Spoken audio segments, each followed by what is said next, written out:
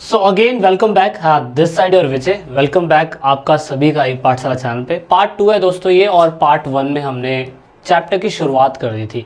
वैसे तो ये चैप्टर इंडस वैली सिविलाइजेशन पे बेस्ड है और काफ़ी कुछ बताने की कोशिश करता है। अगर आपने टाइमलाइन पढ़ा हो, टाइमलाइन के बारे में हमने आपको ये समझाने की कोशिश करी थी कि किस तरीके से ज़ीरो से हम लगभग 2600 BC टाइम पीरियड पीछे की बात कर रहे हैं, और ये पूरा का पूरा इतिहास है। यानी कि अभी तक की सबसे ज़्यादा पुरानी साइट्स में से जानी जाने वाली साइट इंडस वैली सिविलाइजेशन है।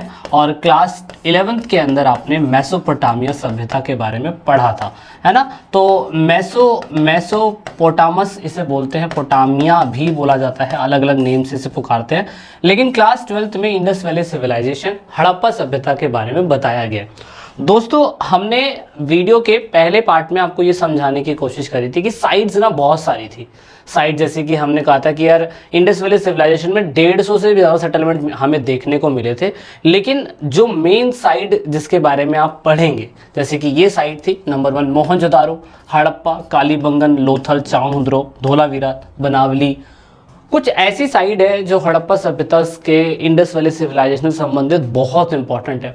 ये साइट वो है जो आप आने वाले, अगर इन फ्यूचर आप पीसीएस की या तैयारी करते हैं या आप यूपीएससी की तैयारी करते हैं, तो आई थिंक दैट कि इस पे आपको ज़्यादा फोकस करना होगा। किसने ढूंढी, कब ढूंढी, क्या पाया गया, प्रेजेंट टाइम पे इसकी लोकेशन क्या है, ये अभी भी किस चीज़ के लिए फेमस है, XYZ बहुत सारे क्वेश्चंस आपसे पूछे जाते हैं। अब क्योंकि क्लास 12th के अंदर सारा कुछ नहीं दिया जाएगा, क्लास 12th में बच्चों का बेस बनाया जाता है ताकि वो इससे संबंधित चीज़ों को समझने की कोशिश कर सके। सो इन दिस पार्ट कौन से पार्ट में, अब जो हम आगे करने जा रहे हैं, वीडियो का जो अगला पार्ट आएगा, आपका सेकेंड पार्ट जो अभी आ रहा है, डिस्कस हो रहा है, उसमें हम सारी साइड नहीं पढ़ेंगे, बट एक साइड के बारे में हम बहुत ही अच्छी तरीके से समझने की कोशिश करेंगे। And this come in your future exam. College के फर्स्ट ईयर में, सेकेंड ईयर में, अगर जो भी आप हिस्ट्री ऑनर्स करते हैं बच्चों, तो आप सारे लोग इसके बारे में बहुत अच्छी तरीके से रूबरू होंगे। अब इसमें क्या है वो समझते हैं। तो अगर आप चैनल पे नए हैं और डाउनलोड चाहते हैं जो भी हम कुछ पढ़ा रहे हैं, तो वीडियो के डिस्क्रिप्शन में नोट्स अवेलेबल हैं, पूरा का पूरा PPT अवेलेबल है। आप Instagram, Facebook page, Twitter, Telegram पे जुड़ जाएंगे तो ऑफकोर्स वहाँ तो मिल ही जाता है, तो वहाँ पे ज़रूर ज्वाइन होएगा। वीडियो के डिस्क्रिप्शन में लिंक चेक कर लीजिएगा, वहाँ पे आपको free of cost he available हो जाएगा, कोई दिक्कत नहीं है। अब क्योंकि बात कर रहे हैं हम लोग, किसकी बात कर रहे हैं, हम बात कर रहे हैं मोहनजोदारो के बारे में, लेआउट ऑफ द मोहनजोदारो। देखो साइट्स बहुत सारी मिली, जैसे मैंने कहा ना कि आप इतने सारे साइट्स के बारे में रूबरू होंगे, बट दोस्तों यहाँ पे इंडस वैली सिविलाइजेशन में मोहनजोदड़ो भी कहीं कहीं बोला जाता है, मोहनजोदारो भी बोला जाता है। ऋतिक रोशन की बहुत जानी मानी फिल्म, हालांकि इतनी मतलब हिट नहीं हुई, लेकिन ऑफ कोर्स क्योंकि हिस्ट्री बेस्ड है तो इतना ज़्यादा चमक धमक उसमें दिखाने की कोशिश करी नहीं जाती है। तो इंडस वैली सिविलाइजेशन में जो मोहनजोदारो है, जिसे हम मुर्दों का शहर भी कहते हैं, और मतलब इसको अलग अलग नाम से पुकारा जाता है, तो वो साइट ना इतनी फेमस थी ना कि सारे सेटलमेंट में से, मतलब जितनी भी अभी हड़प्पा सभ्यता के अंदर जितने भी सेटलमेंट्स हुए हैं, उन सारे सेटलमेंट में से सिर्फ और सिर्फ हड़प्पा सभ्यता में से मोहनजोदारो एक ऐसी साइट है जो वेल एंड ओके है। आज की डेट में दिल्ली के अंदर द्वारका के जो फ्लैट्स हैं, द्वारका के अंदर जिस तरीके से कॉलोनी कटी हुई है, नोएडा में जो कॉलोनी कटने वाली है, ऐसी कॉलोनी आज से 5000 साल पहले भी लोगों ने बना दी थी। सो this is incredible for us कि ये लोग कौन थे, कहाँ से आए, अब वो हम समझने की कोशिश करेंगे। और ये क्वेश्चन आपके पेपर के अंदर 8 मार्क्स का कंफर्म है। कॉलेज के फर्स्ट ईयर में जब हिस्ट्री पढ़ोगे 25 मार्क्स का या 20 मार्क्स का कंफर्म है। जब आप पीसीएस यूपीएससी का एग्जाम दोगे तो वहाँ पे भी 12-15 मार्क्स का ये क्वेश्चन कंफर्म है। तो क्वेश्चन कंफर्म है तो क्यों ना फोकस कर ले। तो ये पूरा लेआउट आपको दिखाई दे रहा होगा। इस लेआउट में एक चीज़ तो हमें क्लियर दिखाई देती है कि ये वो कॉलोनियाँ दिखाई देती है जहाँ पे मिडिल क्लास या लोअर क्लास के लोग रहते होंगे, गरीब तबके के, क्योंकि जहाँ पे भी गरीब तबका रहता है ना, वहाँ पे अनऑर्गेनाइज बिल्डिंग्स होती हैं। जैसे कि आज की डेट में स्लम एरिया आपको दिखाई देता है, ये आपको इलाका दिखाई दे रहा है, ये पॉश कॉलोनी वाला इलाका हमें दिखाई नहीं दे रहा है, लेकिन हाँ इसकी अच्छी बात ये कि पूरी तरीके से इसका फोर्टिफिकेशन हो रखा है, अच्छी बात ये। तो आइए एक एक करके समझने की कोशिश करते हैं कि इसके अंदर क्या खासियत हो सकती है। तो some important sites of Harappan civilisation, क्योंकि बहुत सारी इंपॉर्टेंट साइट्स हैं, आप ये सब देख सकते हैं। इनमें से हम पढ़ने जा रहे हैं किसके बारे में, हड़प्पा के बारे में, मोहनजोदारो के बारे में पढ़ने जा रहे हैं। तो सीटाडेल बोलते हैं दोस्तों, इस वाले हिस्से को सीटाडेल बोला जाता है, ठीक है। क्या बोला जाता है, सीटाडेल। सीटाडेल यानी कि क्योंकि अच्छी ऊंचाई पे ये बसा हुआ है, ये अच्छी काफी ऊंचाई पे है दोस्तों ये, तो आप सीधे सीटाडेल यानी कि दुर्ग या किला भी बोल सकते हैं। और यहाँ पे जो लोअर टाउन दिखाई दे रहा है, इसको निचला शहर बोला जाता है। क्या बोला जाता है, निचला शहर, क्योंकि थोड़ा सा ना नीचे हाइट पे। अगर आपने हड़प्पा में, अगर आपने मोहनजोदारो ऋतिक रोशन की मूवी नहीं देखी तो जरूर वॉच आउट करिएगा। मतलब अगर आप हिस्ट्री को बहुत अच्छी तरीके से पसंद करते हैं तो इतिहास कहीं से भी शुरू हो रहा है, यहाँ से आपको पढ़ने की जरूरत है। चाहे आप फाइन आर्ट पढ़ लीजिए, चाहे आप हिस्ट्री पढ़ लीजिए, चाहे आप बाद में जाके क्या कहते हैं फाइन आर्ट के अलावा सोसाइटी के बारे में पढ़ेंगे, उसके बारे में पढ़ लीजिए, सब कुछ की शुरुआत ही यहीं से हो रही है। तो क्यों ना इसको अच्छी तरीके से समझ लें। तो दो चीज समझ में आ गई, ये है सीटाडेल और ये है हमारा लोअर टाउन। अब यहाँ पे मेन बात यह है कि सीटाडेल की बात कर ले या लोअर टाउन की बात कर ले, ब्रिक्स की जो साइज है दोस्तों, ब्रिक्स की जो साइज है वो यूनिफॉर्म मिल रही है हमें। कैसी मिल रही है, यूनिफॉर्म। यूनिफॉर्म का कहने का मतलब ये होता है कि यहाँ जो ईंटें हमें मिली ना, जो ईंटें हमें मिली वो काफी हद तक एक समान देखने को मिली। आप जब डीपली पढ़ना चाहते हो तो मैं आपको ये बता दूं कि इन ईंटों का डायमेंशन भी आपको लगभग पता होना चाहिए कहीं कहीं, लेकिन क्लास 12th में इतना आपको जानने की जरूरत नहीं है। ईंटों की डायमेंशन की बात करें तो 3 टाइप के ही ईंटें हमें देखने को मिले थे, लेकिन ज्यादातर ईंटें जो थी समान शेप में होता। आज की डेट में जो आपको घर बनाते हो, आप जो नॉर्मल ईंटें देखते हो वही सारे ईंटें इंडिया के हर हिस्सों में इस्तेमाल होती है ना, होती है कि नहीं होती है। कुछ 19-20 का फर्क हो सकता है, अद्धा पौना, ढेला, पता नहीं क्या क्या नामों से उसे पुकारा जाता है, अलग अलग नामों से पुकारा जाता है। तो दोस्तों ये जो है ना, ये ब्रिक्स की साइज है। क्या है, ब्रिक्स की साइज। अब बात करते हैं कि जो भी हमें सेटलमेंट्स मिले, मतलब चाहे वो सीटाडेल में मिले, चाहे हमें लोअर टाउन में मिले, हमने ये देखा कि वहां पे ना 2 स्टोरी बिल्डिंग्स थी। 2 स्टोरी बिल्डिंग्स के लिए ऐसा कहते थे कि उस टाइम पीरियड पे जो सेकंड फ्लोर हुआ करता था वो लक्कड़ का हुआ करता होगा, और यहाँ पे सीढ़ियां जाने के लिए भी हमें इसमें देखने को मिली। इवन हमें ऐसा देखने को मिला कि ये पेपर के अंदर पूछा जाता है कि इतना अच्छा आर्किटेक्चर जिन लोगों ने उस टाइम पीरियड में बनाया था कि ये लोग क्या करते थे कि अपना जो एंट्रेंस गेट करते थे, ये इनका एंट्रेंस गेट होता था, तो यहाँ पे ना एंट्रेंस गेट के सामने वॉल होती थी। प्राइवेसी मैटर करती है ना, प्राइवेसी के लिए, और इनके घरों के अंदर आंगन होता था। ये आंगन है दोस्तों, यार्ड जिन्हें हम बोलते हैं आंगन, वो घरों के बीच में हुआ करता था। जब ये घरों के बीच में होता है तो घर का ही सारा पानी इस आंगन में गिरता है, यहीं से पाइपलाइन का सिस्टम था और यहीं से पानी बाहर निकल जाता था। तो कुछ ऐसा सिस्टम इन लोगों ने बनाया था। और जो घरों के आंगन में क्या क्या होता है दोस्तों, आज के गाँव में भी हम यही देखते हैं, कुकिंग होती है, वेविंग होती है, ग्राइंडिंग होती है, कोई कुछ सिलबट्टे से पीस रहा है, कोई कुछ मिक्सिंग कर रहा है, कोई कुछ लगा हुआ है ऊन से बुनने में, दादी अम्मा बैठ के वहाँ पे अपना अचार बना रही है, ऐसा कुछ होता है ना। तो आज की डेट में भी देखो सोसाइटी परिवेश कैसा है, सेम ऐसा ही जो पहले इंडस वैली सिविलाइजेशन में मोहनजोदारो की साइड में देखने को मिला, ये सब देखने को हमें मिला। मोस्ट सेंटर और courtyard with the room all the side, ये तो हमें पहले बता दिया कि जो कोर्टयार्ड होता था, जो आंगन होता था दोस्तों, ये हमें पूरा सेंट्रलाइज देखने को मिलता था बीच में। इसके घरों के आसपास, इसके साथ साथ में ऐसे घर होते थे, और मेन एंट्रेंस गेट पे अंदर का कुछ दिखाई नहीं देता था। तो धीरे धीरे आर्किटेक्चर में बदलाव आया। आर्किटेक्चर जिस लेवल का हो सकता था वो उन्होंने करा, तो नॉर्मल था, सेकंड फ्लोर पे जाने के लिए बिल्डिंग थी। अब यहाँ पे सबसे अच्छी बात कि एवरी हाउस हैड बाथरूम, हर घर में स्वच्छ भारत अभियान चल रहा था। स्वच्छ भारत अभियान, सबका साथ सबका विकास। यहाँ पे अगर आप देखें तो मोहनजोदारो के अंदर कहीं ना कहीं हर घर में शौचालय था। यूपी के आज भी बहुत सारे गांव में शौचालय नहीं है, लेकिन दोस्तों हड़प्पा सभ्यता की हर साइड में, हर घर में अपना खुद का कुआं था और साथ में खुद का शौचालय था। तो बहुत अच्छी बात है, बाथरूम है। और दूसरी बात, स्ट्रीट ड्रेन, मतलब जो पानी निकल रहा है नाली का, निकासी का, वो कहीं पे स्ट्रीट ड्रेन पे कहीं जाके गिर रहा है। ऐसा नहीं है कि गलियों में ही ऐसे पानी बह रहा है। आज भी हम यूपी साइड के अंदर प्रॉपर जो ड्रेनेज सिस्टम है, नाली का जो सिस्टम है, वो आज भी नहीं है हमारे पास यूपी साइड में।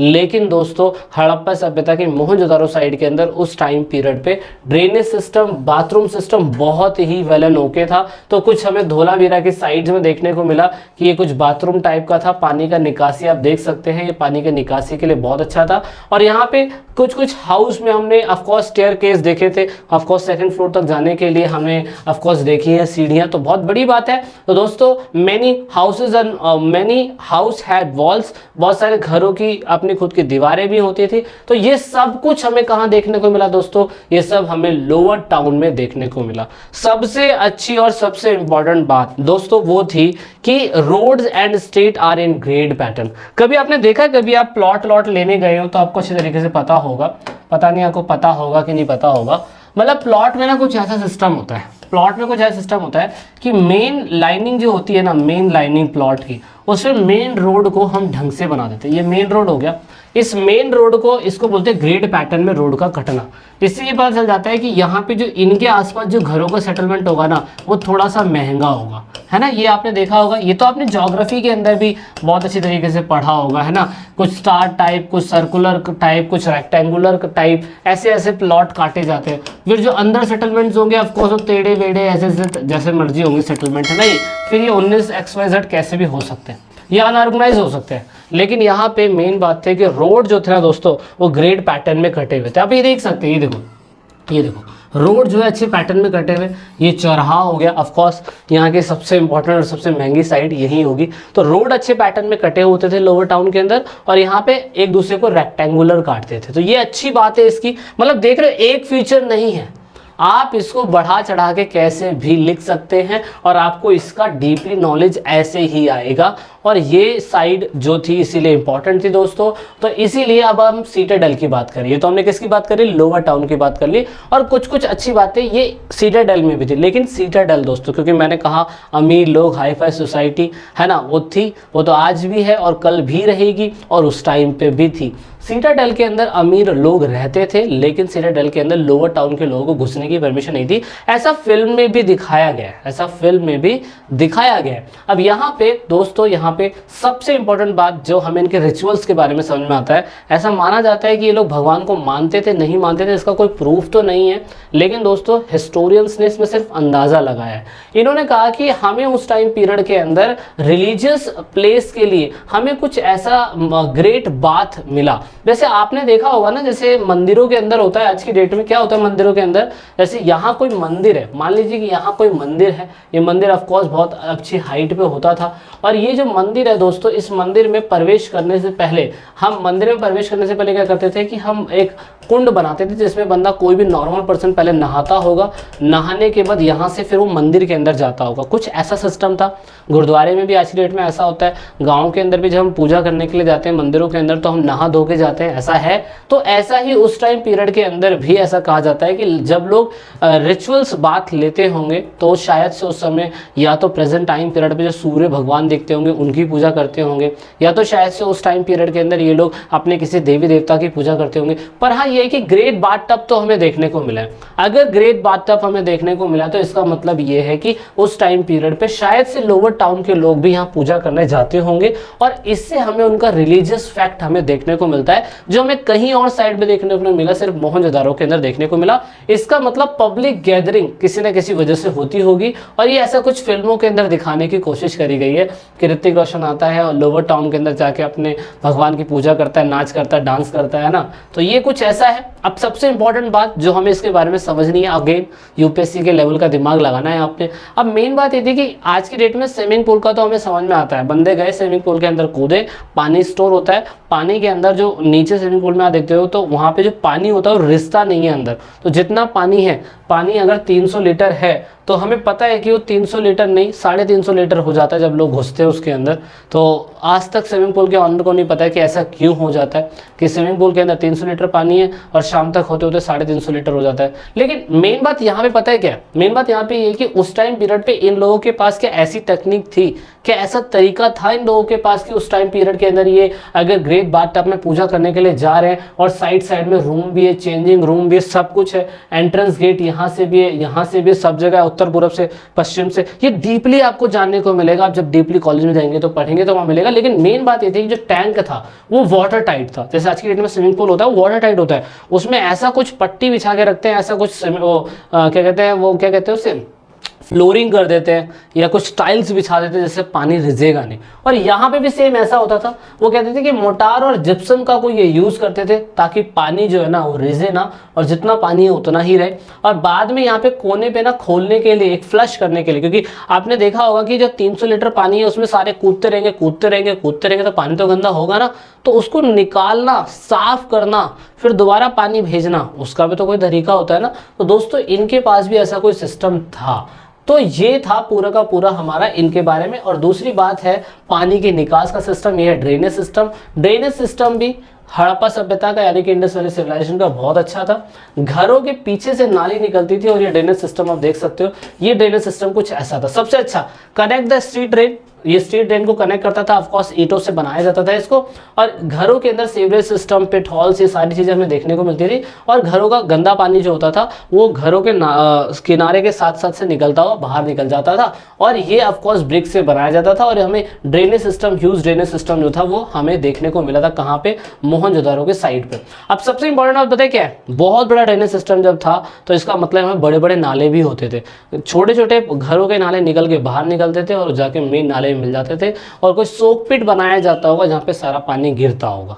बहुत इजी सिस्टम, बहुत आसान सिस्टम। अच्छी बात ये है कि ये लाइमस्टोन, मोटार और जिप्सम से बनाया जाता था क्योंकि उस समय उनके पास तकनीक यही थी। तो दोस्तों ये है मेरा मोहनजोदारो और इसमें सेटलमेंट्स जो है हमें देखने को मिले छोटे, और दोस्तों बड़ी बिल्डिंग देखने को नहीं मिली। मेन बात ये सारी साइड्स हैं, वीडियो के डिस्क्रिप्शन में लिंक है, मैं वो आपको दे दूंगा। कालीबंगन, लोथल, इनके बारे में भी आपको डीपली जानना है तो आप एक्स्ट्रा से पढ़ सकते हैं। बाकी क्लास 12 के लेवल में इतना नहीं है। तो आई होप आपको थोड़ा बहुत कॉन्सेप्ट समझ में आया होगा। वीडियो के डिस्क्रिप्शन में दिए गए लिंक पर क्लिक करिए और आराम से एंजॉय करिए। ई पाठशाला चैनल के साथ जुड़े रहिए। वीडियो के अगले पार्ट में मिलेंगे, ऐसी डीपली डिस्कशन आपके साथ करेंगे ताकि आप नेक्स्ट लेवल पर हिस्ट्री को पढ़ सकें। So this is it in this video. जय हिंद, जय भारत, वंदे मातरम। Thank you for watching the video till the and.